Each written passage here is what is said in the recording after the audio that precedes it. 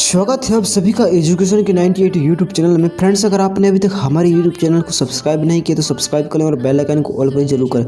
यहाँ पर आप लोगों को एजुकेशन से रिलेटेड वीडियो ही देखने को मिलेंगी। दोस्तों, अभी चल रहा है हमारे यूट्यूब चैनल में एसएससी जीडी 2022-23 का क्लास है। फ्रेंड्स, अभी आप लोगों को मैं बुक मटेरियल प्रोवाइड कर रहा हूँ एसएससी जीडी 2022-23 का। तो फ्रेंड्स, आज जो है हम सामान्य ज्ञान एवं सामान्य जानकारी का क्लास हम कवर करने वाले हैं। जो आज का जो हमारा जो टॉपिक है वो है मौर्य साम्राज्य। हम मौर्य साम्राज्य के बारे में बारीकी से अध्ययन करेंगे कि क्या कहता है मौर्य साम्राज्य और मौर्य साम्राज्य में क्या विशेषता है वो हम बारीकी से अध्ययन करेंगे। चलिए आज की क्लास हम शुरू करते हैं। अब मौर्य साम्राज्य क्या बोलता है कि चंद्रगुप्त मौर्य 322 से 298 ईसा पूर्व। चंद्रगुप्त मौर्य ने अपने गुरु चाणक्य की सहायता से नंद शासक घनानंद का वध करके मौर्य साम्राज्य की स्थापना की। नंद वंश का विनाश करने में चंद्रगुप्त मौर्य ने कश्मीर के राजा प्रवर्तक से सहायता प्राप्त की थी और चंद्रगुप्त मौर्य को मुद्राक्ष में वृषल तथा कुलहीन कहा गया है। चंद्रगुप्त मौर्य के अन्य नाम है सेंड्रोकोटस और एंड्रोकोटस आदि थे। चंद्रगुप्त के प्रशासन का प्राचीन अभिलेख साक्ष्य रुद्रदमन की जूनागढ़ अभिलेख में मिलती है। अगला प्रश्न में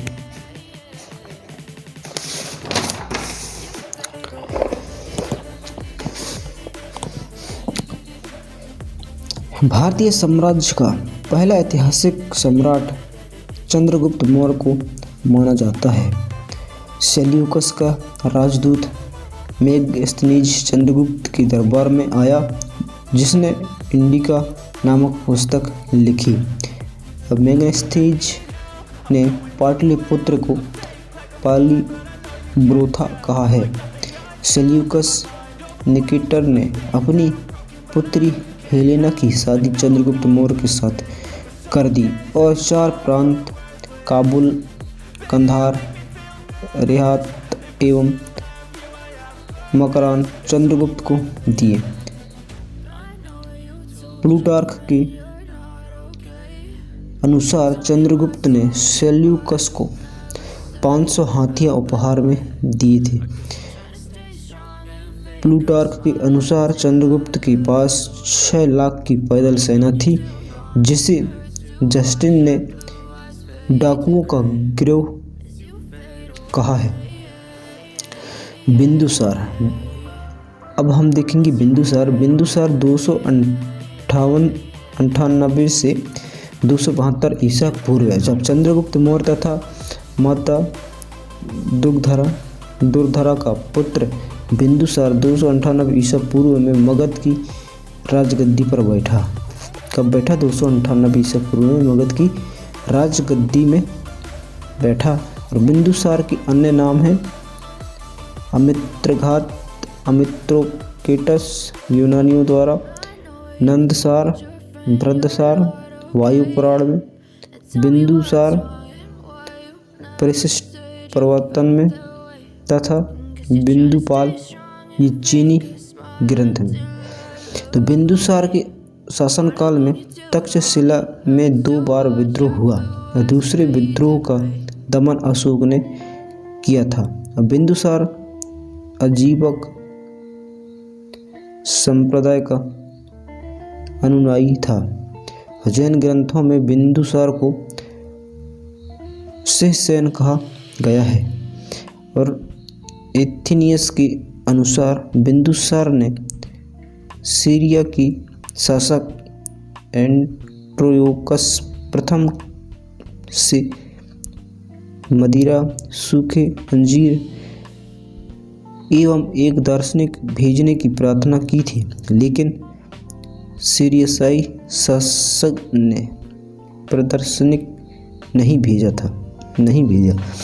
अशोक 273 से 232 ईसा पूर्व बिंदुसार का उत्तराधिकारी अशोक महान हुआ, जो 269 ईसा पूर्व में मगध की राजगद्दी पर बैठा। और अशोक की माता का नाम सुभद्रंगी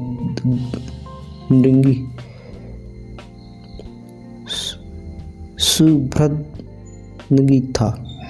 और राजगद्दी पर बैठने के समय अशोक अवंती का राज्यपाल था। अशोक ने 99 भाइयों की हत्या करके सिंहासन प्राप्त किया। सिन्हली स्रोत कारुवाकी और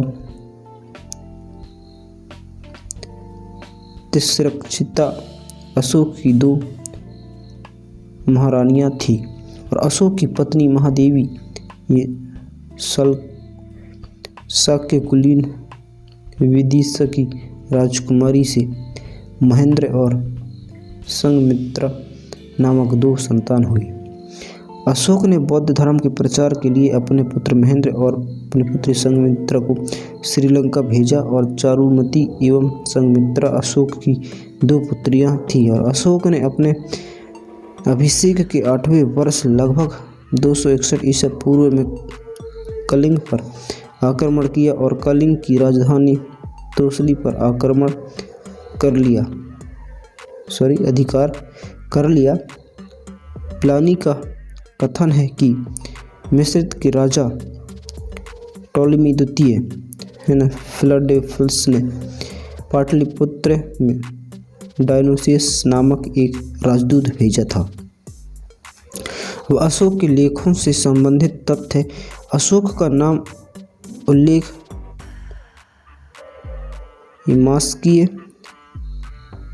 मास्कीय नेतुर गुर्जरा एवं उद्गोलम अभिलेख में है। अशोक ने अभिलेखों को 1837 ईस्वी में जेम्स प्रिंसेप ने सर्वप्रथम पढ़ा। अशोक के शिलालेखों को 1837 ईस्वी में जेम्स प्रिंसेप ने सर्वप्रथम पढ़ा और टोपरा एवं मेरठ के स्तंभों को फिरोज शाह तुगलक ने दिल्ली मंगवाया। कौशाम्बी स्तंभों को अकबर इलाहाबाद लाया था, जिस पर अशोक ने स्तंभलेख उत्कीर्णीय करवाए थे। अब मेरठ का अभिलेख कनिंघम कलकत्ता लाया और मौर्य साम्राज्य 137 वर्ष तक रहा और इस वंश का अंतिम शासक वृद्धत्य था। और उपगुप्त नामक बौद्ध भिक्षु ने अशोक को बौद्ध धर्म की दीक्षा दी थी और प्रादेशिक युक्तक को प्रतिवर्ष धर्म प्रचार के लिए भेजा जाता था, जो कि अनुसंधान कहलाता था। अशोक ने भब्रू शिलालेखों में स्वयं को प्यदिस्यम राजा मगधे कहा है।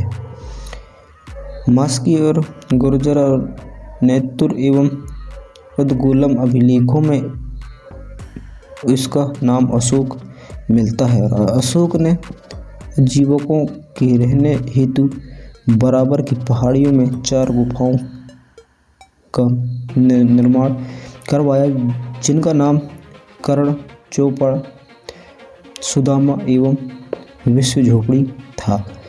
अशोक के पुत्र दशरथ ने आजीवकों को नागार्जुन गुफा प्रदान की थी। और अशोक के शिलालेखों में ब्राह्मणी, खरोष्टी, ग्रीक एवं आर्मकाई लिपि का प्रयोग हुआ है। अशोक का सबसे छोटा स्तंभ लेख रुमनदेई है, जिसकी खोज फिहरर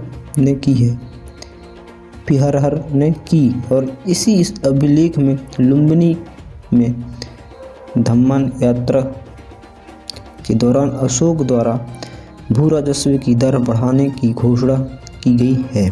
और अशोक का सार-ए-कुन्ना गंधार अभिलेख ग्रीक एवं आर्मकाई भाषा से प्राप्त हुआ है। और अशोक के शिलालेखों की खोज 1750 ईसा में टेफेनथेलियर ने की थी।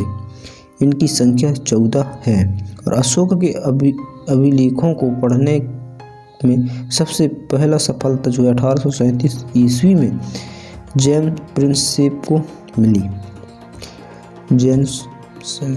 को मिली। अब हम मौर्य प्रशासन को देखेंगे। अब मौर्य प्रशासन यह बोलता है कि सम्राट की सहायता के लिए एक मंत्री परिषद होती थी, जिसमें सदस्यों की संख्या 12, 16 या 20 हुआ करती थी। और साम्राज्य में मंत्री एवं पुरोहितों की नियुक्ति के पूर्व उनके चरित्र को काफ़ी जांचा परखा जाता था, जिसे उपधा परीक्षण कहा जाता था। अब अर्थशास्त्र में तीर्थार्थ अधिकारियों के रूप में तीर्थों का उल्लेख मिलता है और जिसे महामात्र भी कहा जाता था। और इनकी संख्या 18 थी। और अशोक के समय मौर्य साम्राज्य में प्रांतों की संख्या 5 थी और प्रांतों को चक्र कहा जाता था। प्रांतों के प्रशासक कुमार या आर्यपुत्र एवं राष्ट्रिक कहलाते थे। और प्रशासकों में से सबसे छोटा गोप था, जो कि 10 ग्रामों का शासन संभालता था। और मेगास्थनीज के अनुसार नगर का प्रशासन 30 सदस्यों का एक मंडल करता था, जो कि 6 समितियों में विभाजित था। प्रत्येक समिति में 5 सदस्य होते थे। और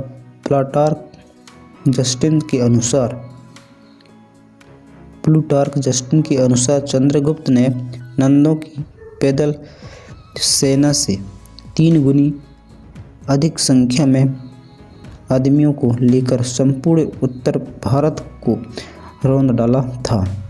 युद्ध क्षेत्र में सेना का नेतृत्व करने वाला अधिकारी नायक कहलाता था और सैन्य विभाग का सबसे बड़ा अधिकारी सेनापति होता था। और मेगास्थनीज के अनुसार मौर्य सेना का रखरखाव 5 सदस्यीय और 6 समितियां करती थी और एक स्थान से दूसरे स्थान पर भ्रमण करके कार्य करने वाले गुप्तचर को संचार कहा जाता था। और मौर्य काल में 2 प्रकार के न्यायालय थे, एक है धर्मस्थायी एवं दूसरा कंठ कसोधन। अब धर्मस्थायी के बोलते हैं न्याय का न्यायाधीश व्यवहारिक, और कंठ शोधन का परिदृष्टिक एक जनपदीय न्यायालय का न्यायाधीश राजुक कहलाता था। उसके बाद क्या बोलता है कि राज्य के सप्तांग सिद्धांत की व्याख्या सर्वप्रथम कौटिल्य चाणक्य ने की थी, जिसके अंतर्गत राजा आमात्य जनपद दुर्ग कोष्ठ दंड एवं मित्र सम्मिलित थे। तो दोस्तों ये कुछ रहे, ऐसा रहा अपना पूरा का पूरा मौर्य साम्राज्य के बारे में हमने पूरे डिटेल से पढ़ लिए। तो दोस्तों अगला जो हमारा टॉपिक रहेगा वो रहेगा हमारा मौर्योत्तर काल। नेक्स्ट टॉपिक हमारा क्या रहेगा? मौर्योत्तर काल नेक्स्ट टॉपिक रहेगा। दोस्तों आई होप कि आप लोगों को सारा का सारा बुक मटेरियल मिल गया होगा। तो मिलते हैं अगले क्लास में, तब तक के लिए जय हिंद, वंदे मातरम।